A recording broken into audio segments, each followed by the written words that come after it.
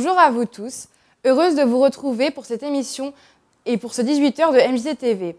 Nous abordons notre 10e année d'émission mensuelle, ce qui nous conduira à la 100e édition pour le mois de juin 2017. Toute l'équipe de techniciens est présente tant sur le plateau qu'en régie pour vous présenter cette nouvelle émission, toujours pleine de belles images. Une émission qui va être consacrée essentiellement au haras de Lamballe, haras qui était national mais qui maintenant va devenir lambalais puisqu'il a été acheté en juillet par le syndicat mixte. Monsieur le maire de Lamballe, Loïc Corret, ainsi que son adjoint, Philippe Hercouet, sont d'ailleurs sur le plateau pour nous donner quelques explications. Mais avant cela, quelques images du fleurissement de Lamballe tout cet été. Vous n'avez pas été sans les voir, les rues, les places de Lamballe étaient toutes plus belles les unes que les autres. MJC TV est allé faire de belles images qu'elle vous propose à travers ce reportage. Dès que l'on arrive à Lamballe, on ne peut manquer le panneau indiquant les 3 fleurs de la ville, label qu'elle a obtenu en 2006. Cette distinction est le fruit d'un travail en commun que l'on doit aux employés municipaux, mais également à tous les acteurs de la vie locale et associative, ainsi qu'aux particuliers. Une distinction obtenue grâce au professionnalisme des agents techniques du service des espaces verts, dirigé par Hervé Le Barbier, qui a bien voulu nous donner quelques précisions. Nous avons 21 personnes. Donc le service est divisé en 4 secteurs. Donc le secteur sud-ouest qui comporte 4 agents. Donc le secteur sud-ouest, ça veut dire tout ce qui est Marouet, plus une partie de Lamballe Sud. Le secteur nord-est, 4 agents aussi, qui lui, eux, ils vont s'occuper de Trégomar, Saint-Aron, la poterie, plus une partie de Lamballe, tout ce qui est les Olympiades, tout ça. Et le secteur centre-ville, qui lui a 10 agents, qui s'occupent de tout ce qui est centre-ville, fleurissement beaucoup. Et sinon, nous avons 2 agents au niveau des stades, des 8 stades qu'on a s'occuper, quoi. On a 2 agents à temps complet, plus une personne qui vient de temps en temps nous donner le renfort, quoi. Combien de temps faut-il pour préparer le fleurissement, tel que les Lambalais et les gens de passage ont pu le voir au printemps et cet été? Alors pour préparer le fleurissement, mettons le fleurissement annuel, il va falloir le préparer au mois de septembre-octobre. Commencer à créer les massifs, à savoir quelles plantes on va mettre dedans. Comment se fait la production des fleurs?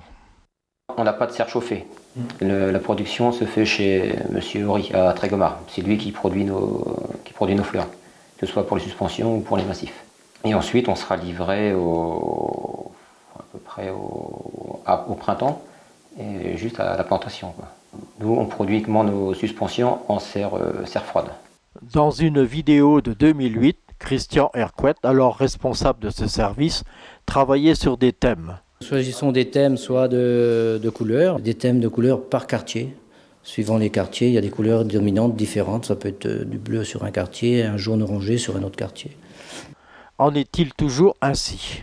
Non, il n'y a pas de thème. On est libre d'inspiration. Si une année on travaille avec du jaune, l'année d'après on est libre. On fait ce qu'on veut, quoi. À moins que quelqu'un nous dise il y a un thème, mais sinon on fait ce qu'on veut, quoi. Comme dans beaucoup de domaines, sans doute faut-il des compétences pour mettre en place toutes ces fleurs et les entretenir. À 90% de l'équipe, tous les agents ils sortent de l'école de paysage, quoi. Ouais, ils ont tous fait Saint-Ilan ou Merdrignac, et ils ont tous travaillé dans le milieu quand même, quoi. Le classement 3 fleurs, distinction octroyée par le Conseil national des villes et villages fleuris, est-il une volonté de la ville de Lamballe? Non, c'est la collectivité au départ qui avait demandé pour qu'on participe au fleurissement. Et ce qu'on a fait, et puis là on a atteint les 3 fleurs. Ce classement, ça indique une qualité de fleurissement, mais quand le jury passe, c'est pas uniquement le fleurissement qu'ils prennent en compte. Ils vont prendre si on traite, comment c'est aménagé autour. Il y a plein de critères qui rentrent dans les 3 fleurs. Si vous voulez, le fleurissement, il n'y a peut-être que 5 points sur 20 points, quand ils viennent noter, qui sont uniquement pour le fleurissement. Il y a plein d'autres petits points à côté, mettons la propreté, si on ne traite pas, il y a plein de petits critères qui rentrent en compte, quoi.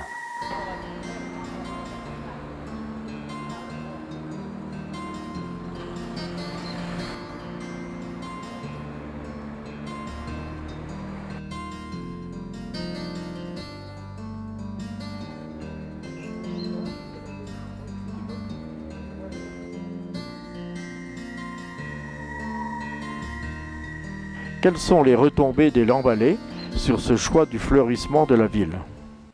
Ça arrive régulièrement, les gens sont positifs hein, et au contraire ils nous disent c'est bien, continuez, c'est super beau. C'est rare qu'on nous dise l'inverse. Vous pensez que ça contribue au bon développement général hein, de la ville? Ah oui, tout à fait, ça contribue largement, je pense. Ouais. Au niveau des commerçants, le cadre de vie, ouais, c'est agréable. Nul doute, l'objectif de la municipalité est de continuer à ce que Lamballe soit une ville accueillante pour ses habitants et ses touristes qui ne manquent pas de faire au moins un arrêt, si ce n'est un séjour à Lamballe. Et à quand une 4e fleur que Lamballe mérite bien? Ce reportage ne peut être qu'un hommage aux jardiniers de la ville. Bonjour monsieur le maire. Bonjour. Ce reportage suscite-t-il en vous quelques réactions? On voit bien que c'est en fait un mélange de passion et de professionnalisme. Que les résultats que Hervé Le Barbier évoque là, la manière dont la population voit ça, surtout d'ailleurs la population qui vient nous visiter. La population de Lamballe, les Lambalais ont l'habitude de voir ça comme ça. Ils sont moins étonnés. Mais si j'ai un message à donner par rapport à ça, c'est que nous pourrons continuer dans la qualité, tel que ça a été dit avec Hervé et toutes ses équipes, parce qu'ils sont très passionnés hein, du travail qu'ils font, avec les habitants, parce que le fleurissement par les habitants est très très important, mais aussi parce que la ville doit rester propre. Et c'est sans doute une des questions qui nous est posée sur, nous on fait des efforts, mais chacun doit être conscient que l'ambiance générale de la ville, c'est son image, son patrimoine, son activité économique, la beauté des fleurs, mais c'est aussi la propreté. Donc on fait des efforts, mais là il faut que chacun prenne conscience que l'effort de propreté, il est individuel. Tout le monde doit y participer. Et si on arrive à continuer comme ça, bien la 4e fleur est pour arriver. Tout le monde connaît le haras national de Lamballe. Construit en 1825, il a abrité des dizaines, voire des centaines de chevaux, et les palefreniers de la région lambalaise mettaient un point d'honneur à leur apporter le plus grand soin possible. Mais les temps évoluent. Les chevaux n'ont pas disparu complètement, mais les activités autour des équidés se sont diversifiées. Peu à peu, des fêtes en tout genre ont pris naissance, avec toujours le cheval comme centre d'intérêt, bien entendu. Manifestations festives, culturelles, sportives sont maintenant presque le quotidien de la vie de ce haras national. Et les écuries ne sont plus là que pour nous rappeler les milliers de chevaux élevés dans ces bâtiments. MJC-TV a recherché dans ses archives et réalisé ce reportage, loin d'être exhaustif, sur ce qu'est la vie du haras depuis une décennie environ. Construit en 1825 par l'État pour développer la filière équine et le cheval de guerre notamment, le haras national de Lamballe n'a cessé d'évoluer pour devenir aujourd'hui un pôle équestre majeur dans la région où les chevaux de trait côtoient les chevaux de compétition, de loisirs et de spectacles.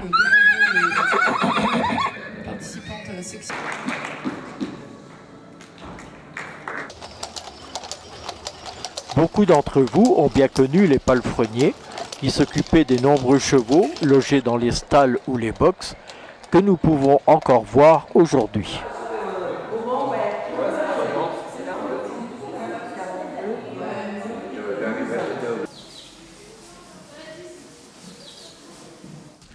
Les chevaux tels que nous les avons connus il y a plusieurs décennies ont pratiquement disparu. En 2006, un syndicat mixte du haras a été créé pour préserver l'existence du lieu au sein de la ville et développer des animations équestres et touristiques.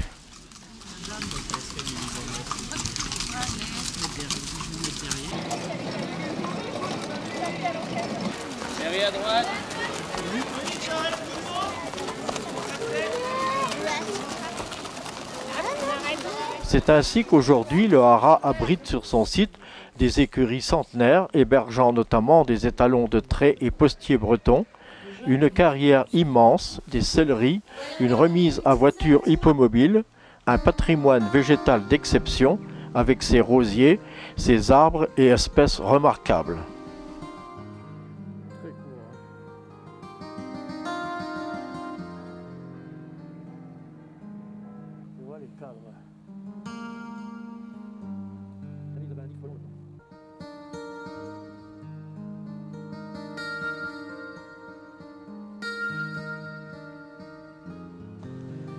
Tous ces bâtiments, un patrimoine exceptionnel s'étendant sur une surface de 6 hectares, proposent aujourd'hui plus de 100 jours par an des événements équestres divers.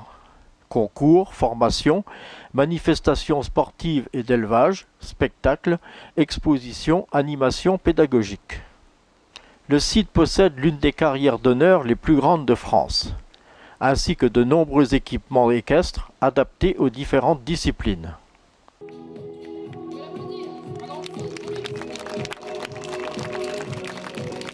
MJC-TV vous propose quelques images de festivités capturées au cours de ces dernières années. L'événement le plus connu est certainement Mille Sabots, la plus grande fête dédiée au cheval de la région, avec plus de 300 équidés attendus chaque année sur le site du Haras et du parc équestre de Lamballe. Des démonstrations en tout genre, des défilés et des évolutions de grande envergure comme vous pouvez le voir sur ces images.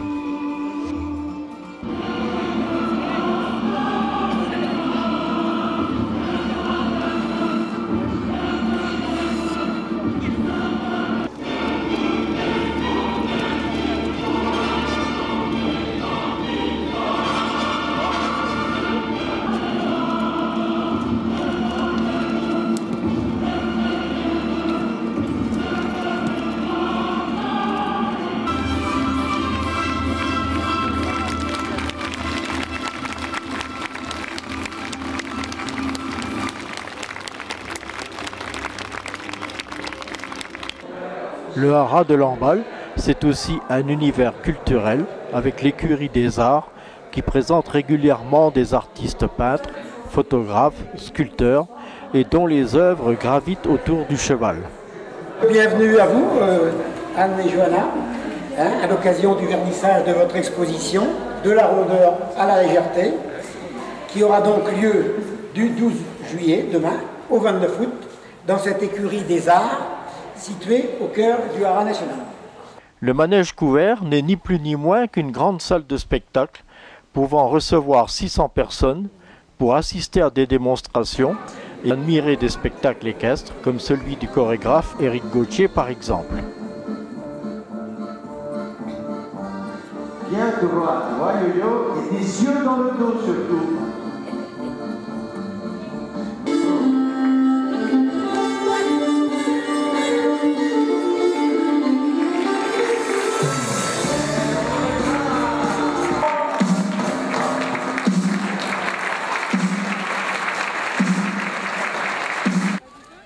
Chaque année, la magie de Noël s'installe au Haras national de Lamballe avec ce marché de Noël qui est devenu en quelques années un rendez-vous incontournable dans la région.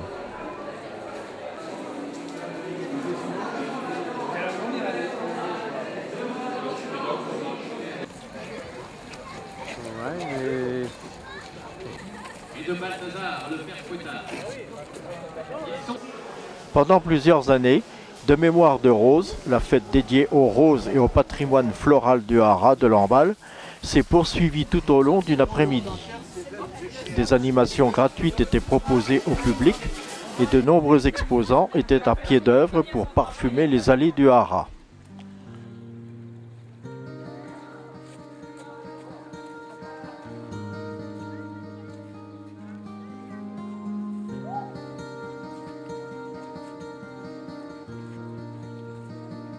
Un Haras qui sait aussi recevoir des manifestations sportives équestres et comme ici des concours de modèles et d'allure en début septembre.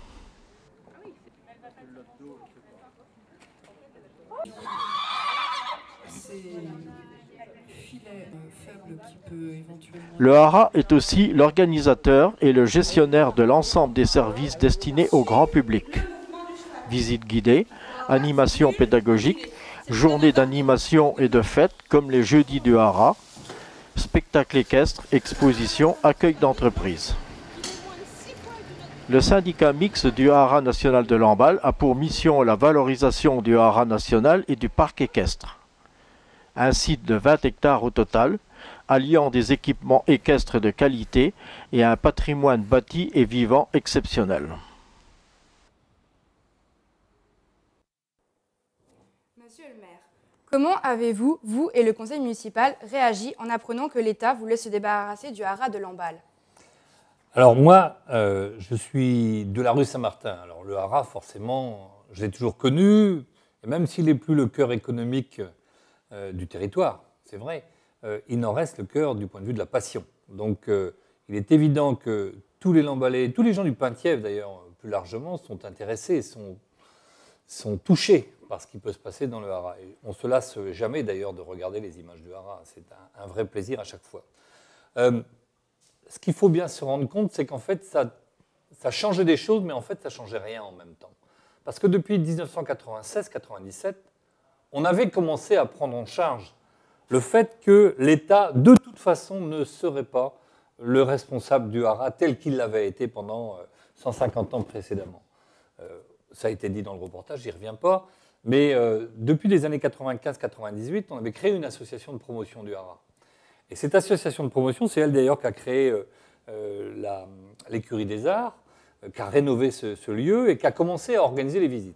Et puis en 2004-2005, il y a eu une autre évolution de le haras et l'État a encore dit oui, mais nous on ne veut plus continuer à s'occuper de ça comme ça, il faut que les collectivités prennent la place. Et là on a créé le syndicat mixte, on pourra y revenir. Mais même si le lieu appartenait à l'État, il y a eu des évolutions. Par exemple, tout l'accueil avec l'office de tourisme, c'est les collectivités qui l'ont mis en place, alors qu'on était déjà dans un lieu qui appartenait à l'État. Le manège qu'on a vu sur le reportage appartenait à l'État, mais nous l'avons refait entièrement, plus d'1 million d'euros. La communauté de communes, elle est dans des lieux qui appartenaient aussi à l'État et qu'on a rachetés. Donc on voit bien qu'il y a eu une évolution depuis une bonne dizaine d'années maintenant sur des bâtiments qui petit à petit passaient à d'autres qu'au ministère de l'Agriculture, puisque c'est de lui qu'il s'agit. Et quand, il y a peu de temps, on nous a dit de toute façon on va vendre le reste de notre patrimoine, la discussion n'était pas qu'est-ce que ça va devenir, c'était de toute façon on va continuer, ça ne change rien. On continue, on a beaucoup de projets, musée Mathurin-Méheux, etc. Donc on va continuer maintenant, mettons-nous d'accord pour que ça soit acceptable. C'est comme ça que ça s'est passé en fait. Et quelle a également été la réaction des Lambalais? Ah bah, ça a été unanime. Unanime pour dire cela doit continuer.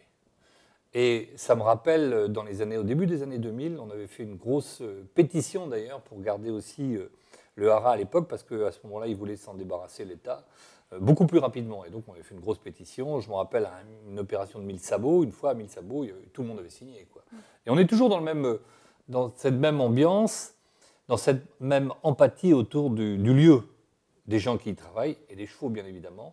Donc, il n'y avait pas de question sur le sujet. La question, c'était comment être raisonnable dans l'achat du lieu. Mais pour la continuité, évidemment, tout le monde s'est dit, personne d'autre que les collectivités ne peut acheter le haras, parce que ça voudrait dire quoi? Ça voudrait dire démantèlement, construction d'autre chose. Donc, c'était impossible. On le savait, mais il a fallu que l'État le comprenne un petit peu quand même. Le prix de vente initial de 4,4 millions représentait une somme importante. Quels arguments avez-vous avancés pour négocier ce prix à un montant plus abordable?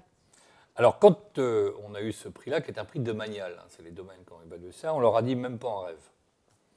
Donc c'était réglé, ils savaient que de toute façon, l'État, les responsables, savaient que de toute façon, on n'aurait pas acheté ça à ce prix. Parce que, pour une raison bien simple, premièrement, le prix des domaines est un prix de terrain constructible. Or, par définition, le haras n'est pas constructible, sauf un petit peu autour. Mais le reste des bâtiments, vous ne pouvez pas y toucher. D'autant plus qu'on les a fait classer monuments historiques. Donc, pas moyen de toucher à ce genre de choses, je vais vous le dire. Hein. Ne serait-ce que même pour l'entrée, vous voyez, l'entrée avec le mur, on ne peut pas toucher au mur. Donc, dès qu'on est dans ces conditions-là, il est très difficile de construire autre chose dans le haras. Deuxièmement, ce n'est pas un parking, donc il n'y aura pas de voiture dans le haras. Ça reste un lieu dédié au cheval, au tourisme, au patrimoine et à l'activité économique cheval. Donc, on voit bien que ça ne pouvait pas être autre chose qu'une collectivité, parce qu'autrement, c'est un promoteur. Qu'est-ce qu'il aurait pu faire? Bah, rien. On n'est pas à Annecy, ou on n'est pas dans une grande ville où le haras est au centre-ville, et puis il est tout petit. Nous, c'est 20 hectares. Donc 20 hectares, ça ne marche pas comme ça. Donc c'était évident qu'il fallait que ça soit discuté. D'autant qu'on avait fait des investissements, je vous l'ai dit tout à l'heure. Le manège, comment on appelle ça, la carrière, on a refait toute la carrière, les bâtiments de Lamballe Communauté, donc on a fait déjà beaucoup d'investissements, plus de 2,5 millions d'investissements. Déjà sur les 4,5, ça réduit. Et puis on s'est mis d'accord sur une discussion, sur quelque chose d'honorable, parce qu'ils étaient aussi coincés un petit peu par le fait que nous avions une convention sur 40 ans. Donc ils ne pouvaient pas nous mettre dehors de toute façon. Donc on s'est mis d'accord. 400 000 est un prix tout à fait acceptable, puisque nous avons 4 collectivités. La ville, la communauté, conseil départemental et conseil régional. 100 000 € chacun, c'est tout à fait acceptable pour un lieu comme celui-là. Que représente l'acquisition de cet ensemble pour la ville de Lamballe? Ah ben, comme je l'ai dit tout à l'heure, ça veut dire que nous restons propriétaires de notre cœur, ce qui n'est pas rien quand même. Hein, c'est-à-dire que c'est un endroit qui va rester fondamentalement, et là maintenant, définitivement, je dis le mot définitif, au cœur de Lamballe. Voilà. Ça veut dire qu'on pourra, les collectivités, les institutions, les 4 que j'évoquais tout à l'heure, parce que le haras, ce n'est pas que Lamballe, c'est beaucoup plus large, c'est un haras national. On garde la marque haras national aussi, très important. C'est un haras qui est sur la région. La compétence régionale sur le haras est acquise. Donc on sait que maintenant, on va pouvoir continuer à travailler dans de bonnes conditions et on maîtrisera ce qui va se passer sans que tous les 5 ans, on nous dise « Ah ben ça va changer », puisque c'est nous qui décidons. Pensez-vous que l'État aurait pu entretenir ce haras comme vous l'avez fait? Ah non, non. C'est une évidence. D'ailleurs, aujourd'hui, on reprend ce qui n'avait pas été fait par l'État. On voit la tâche, l'ampleur du travail qui va être à accomplir. Ne serait-ce que, par exemple, on reprend tout le mobilier. Vous voyez, vous avez vu tout à l'heure la sellerie, les voitures hippomobiles, tout ça, on le reprend. Hein. Ça reste du domaine national, ça reste un bien national, c'est normal. La sellerie, ça reste quand même quelque chose de la propriété de l'État, mais nous devons les entretenir. Ben, nous allons le faire. Nous allons entretenir ces biens-là. Comme il fut un temps, d'autres biens sont passés de l'État vers la région ou le département, on a vu à chaque fois, je parle des lycées et des collèges, on a vu à chaque fois que le niveau de qualité d'entretien est monté tout le temps. Parce que les collectivités sont beaucoup plus intéressées à ce qui se passe sur leur territoire, et nous allons effectivement ne pas négliger l'entretien. Qu'est-ce que ça va coûter aux habitants? Rien de plus. Rien de plus parce que justement cette négociation, celle que nous avons menée, fait qu'aujourd'hui les collectivités participent à peu près 120 000 € chacun par an. Hein. C'est une cotisation que nous versons au syndicat mixte. Le syndicat mixte, lui, il a besoin de cotisation pour vivre. Il a la cotisation et il a le fruit de son activité. Location de box, activités diverses et tout ça. Donc c'est un budget d'à peu près 1 million d'euros. C'est pas gigantesque, 1 million d'euros. Eh bien, aujourd'hui, l'achat des 400 000 se fait sans aucune augmentation des cotisations des collectivités parce que c'est bien géré. Alors Philippe Hercouet n'est pas avec nous, il n'a pas pu nous rejoindre. Il doit être en train de préparer 1000 sabots, à mon avis, parce qu'il doit y avoir un petit peu d'activité là-bas, puisque c'est demain. Et donc, c'est un syndicat qui est bien géré. Et donc, on avait les moyens de réorganiser nos finances de manière à absorber ces 400 000 € sans que cela exige quoi que ce soit d'autre de la part de la population, ce qui est une belle performance au passage. Nous l'avons déjà un peu vu dans le reportage précédent, beaucoup de bâtiments, beaucoup de locaux constituent cet immense haras à l'architecture bien particulière. Situé en plein centre-ville, ce haras national participe à la renommée de Lamballe. Même s'il reste haras national, il appartient maintenant au syndicat mixte. Comment va-t-il être utilisé? Qui va l'occuper? Autant de questions que nous allons poser au président de ce syndicat mixte après ces quelques images montrant l'importance et la beauté de cet ensemble. C'est sans doute une chance pour la ville de Lamballe de posséder depuis quelques mois un tel patrimoine comme le haras national. Les écuries plus que centenaires, présentes sur le site, bien qu'ayant été construites à différentes époques, possèdent un style architectural similaire.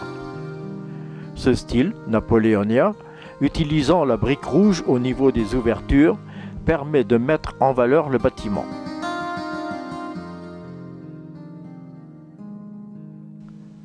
L'architecture est avant tout fonctionnelle, alors qu'en même temps, les autorités qui décidèrent de l'implantation du haras lui donnèrent un rôle représentatif fort.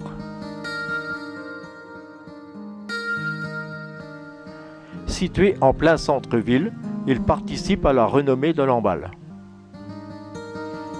Au total, ce sont donc 12 écuries qui furent construites et qui sont bien en évidence dès que le visiteur pénètre dans l'enceinte du haras. À proximité de ces écuries, des structures telles que les bâtiments administratifs, les bâtiments réunissant les équipements équestres, les selleries, la remise à voiture hippomobile, la forge, le hangar, le château d'eau, complètent ce paysage architectural si particulier.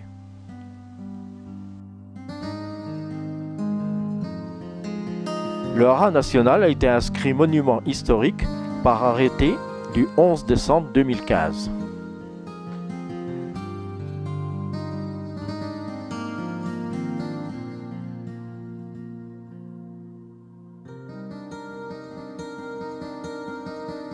Le syndicat mixte du haras national de Lamballe, créé en juillet 2006, a pour mission la valorisation du haras national du parc équestre. Un site de 20 hectares au total, alliant des équipements équestres de qualité et un patrimoine bâti et vivant exceptionnel. Monsieur le maire, qu'est-ce qu'un syndicat mixte? C'est un outil administratif, un syndicat mixte. On en a plusieurs. Hein. On avait dans le temps les syndicats pour l'eau, par exemple, l'assainissement, des choses comme ça. Le syndicat du haras, on l'a créé parce que justement, on considérait que la ville de Lamballe toute seule ne pouvait pas s'en sortir.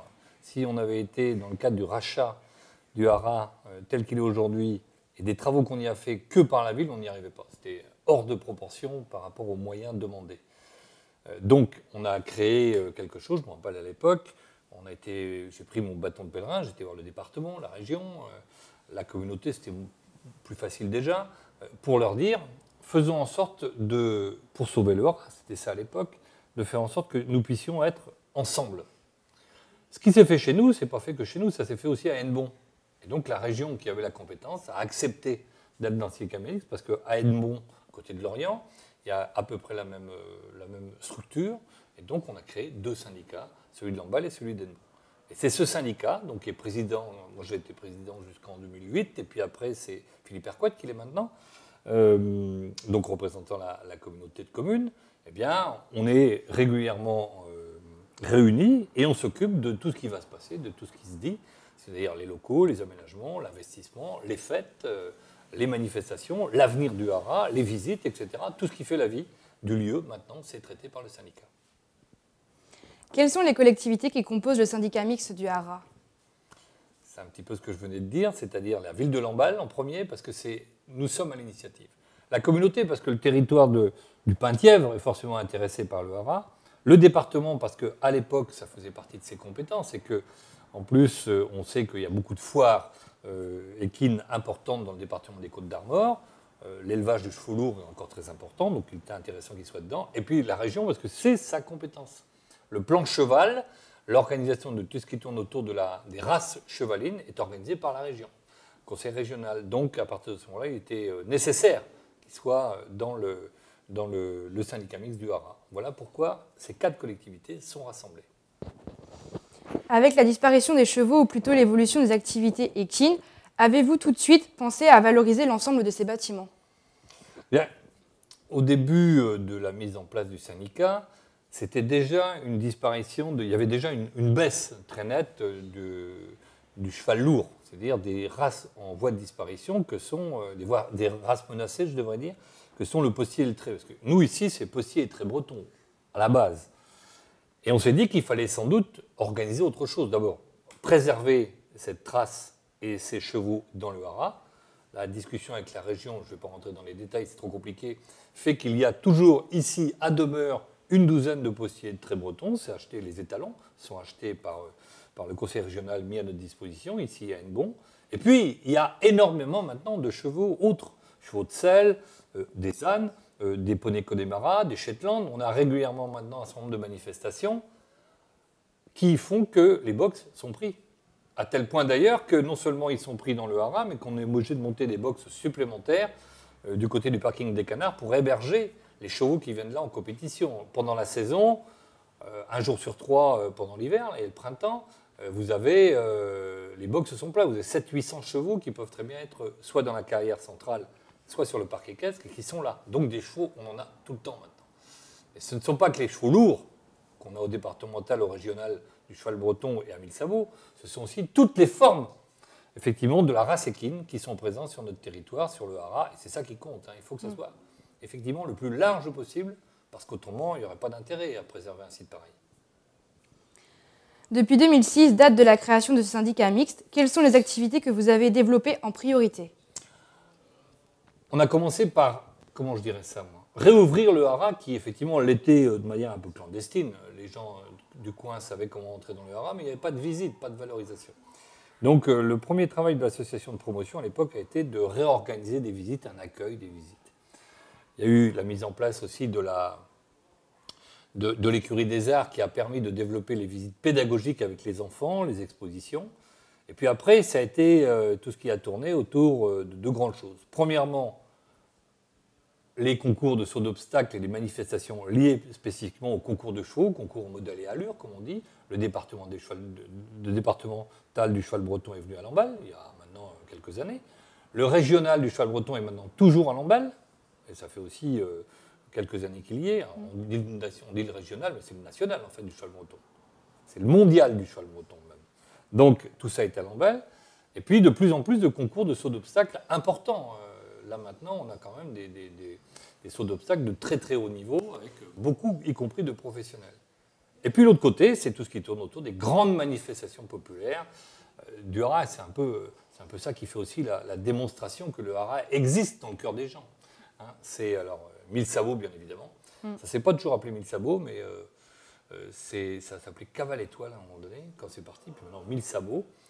Donc, tous les ans, cette grande manifestation gratuite, populaire, conviviale autour du cheval. Il y a les écuries du Père Noël, qui est une très très belle réussite aussi. Alors là, franchement, c'est probablement un des plus beaux marchés de Noël de France, on peut le dire comme ça. Hein.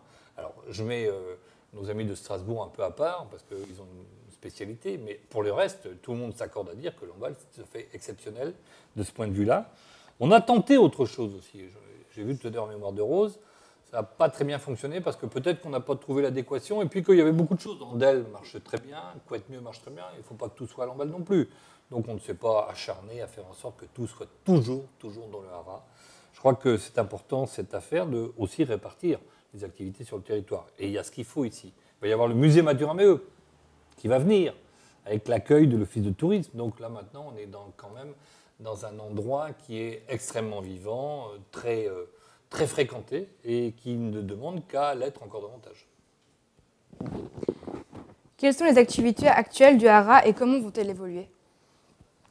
C'est continuer à faire en sorte qu'il n'y a pas de changement. La grande nuance qu'on va pouvoir avoir par rapport à avant, c'est que maintenant que nous sommes propriétaires, nous sommes chez nous. Et quand on est chez soi, c'est pas, on n'attend pas, on s'attend pas tous les 36 du mois à se dire ah bah oui mais là vous allez encore continuer puis après ça va s'arrêter. Non, maintenant on peut continuer. Ça va être la volonté des collectivités de continuer. Donc ça va être ça, tout ce qui tourne autour de l'activité équestre. Alors on a par exemple l'étalonnage maintenant, le syndicat, un autre syndicat pour l'étalonnage breton est à Lamballe. Le comité régional de l'élevage breton est à Lamballe. Toutes les grandes activités ou associations liées au cheval sont à Lamballe. Troisièmement, on va continuer à développer les concours de saut d'obstacles parce que cette valorisation professionnelle, je vais dire, pas simplement du cheval lourd, mais du cheval de compétition ou du cheval de loisir, est tout à fait important sur le secteur. On connaissait, il fut un temps, il y avait des concours de saut d'obstacles, concours hippiques, comme on disait, très important, c'était un peu tombé. Et là, maintenant, on remonte les niveaux par rapport à la Normandie notamment, ou au Pays de Loire, qui ont plus d'habitude que nous. Donc, continuer ça. Activité liée à Mathurin-Méheux, je le disais tout à l'heure, parce que là, effectivement, ça va être un apport supplémentaire, ce musée. Et puis, probablement, on se pose des questions aussi, ça a été dit à plusieurs reprises, il y a peut-être des bâtiments qui n'auront pas forcément une utilité directe pour les activités que j'évoque, par exemple la maison du directeur.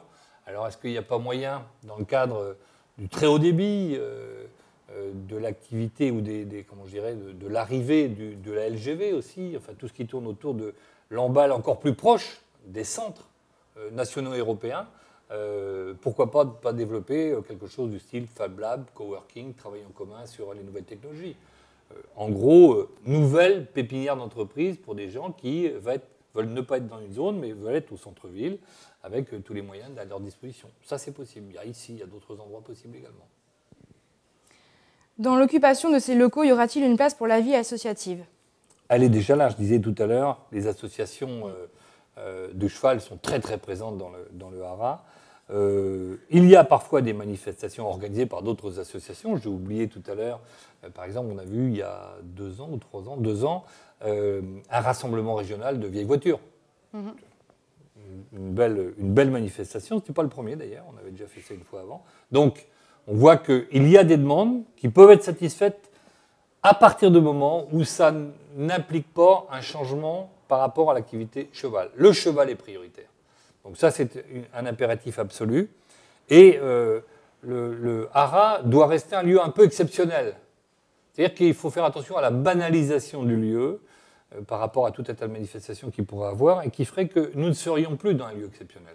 Donc moi, je tiens beaucoup à faire en sorte que le haras reste un lieu exceptionnel et que donc ce ne soit pas simplement n'importe quelle manifestation qui puisse y venir, mais que ça donne un crédit ou un éclat supplémentaire au lieu. Ça, c'est important à vérifier. À partir de ce moment-là, effectivement, on a beaucoup d'autres possibilités de travailler avec l'associatif pour le haras. Quelles images entendez-vous lui donner pour les années à venir? Un lieu vivant, un lieu de création, d'entreprise, d'activité économique, de patrimoine, et puis évidemment un lieu où on va continuer à développer tout ce qui tourne autour du cheval, parce que c'est vraiment, je dirais, une image de marque, une marque de fabrique, quoi. Il est important de continuer à se dire le cheval lourd existe, le postier, le trait, mais aussi tous les chevaux. Et que Lamballe reste, géographiquement, le Penthièvre Lamballe, reste bien marqué par rapport à cette activité cheval.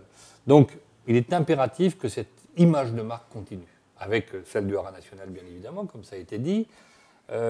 Ça fait partie de l'image générale. La ville a une reconnaissance extérieure de ville qui bouge, de ville qui se développe économiquement, services, culture maintenant aussi beaucoup. Donc on voit bien qu'avec cette nouvelle communauté qui va faire 70 000 habitants, la prochaine communauté de communes, ce n'est pas simplement nos 17 communes, ça va être 40 communes, ça part de Plurien et ça va jusqu'à l'Orla, hein, donc c'est beaucoup plus grand. Le haras va prendre une autre dimension. Hein, et il faut qu'il reste quelque chose de totalement emblématique de ce qu'on veut faire sur ce territoire. Un territoire qui tient à son passé, tradition, patrimoine, mais qui se développe et qui regarde l'avenir et qui se développe beaucoup. Et donc, le cheval, de ce point de vue-là, est une belle image. Et avez-vous justement une idée de la future organisation? On va continuer.